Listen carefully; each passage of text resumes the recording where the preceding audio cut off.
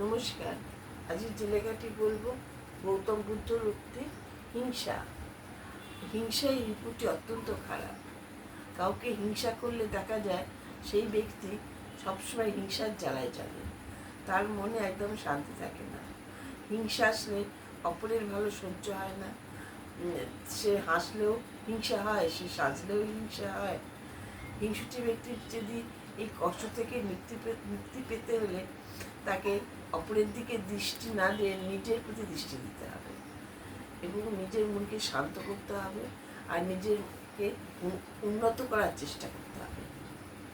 আর যে ব্যক্তিকে হিংসা করে সেই ব্যক্তি হিংসুটি ব্যক্তির উপর যেন ঘৃণা না করাই ভালো, কারণ খোঁজ করলে দেখা যাবে যে সেই বন্ধুটি তাকে কেন হিংসা করছে। সে যখন বুঝবে বন্ধুটি তার থেকে অনেকাংশে তার সমকক্ষ নয়, তাই জন্য সে হিংসা করে, তখন সে তার আগের বন্ধুটির প্রতি রাগ চলে যাবে, সে আগের মতন বন্ধুটিকে ভালোবাসতে শুরু করবে।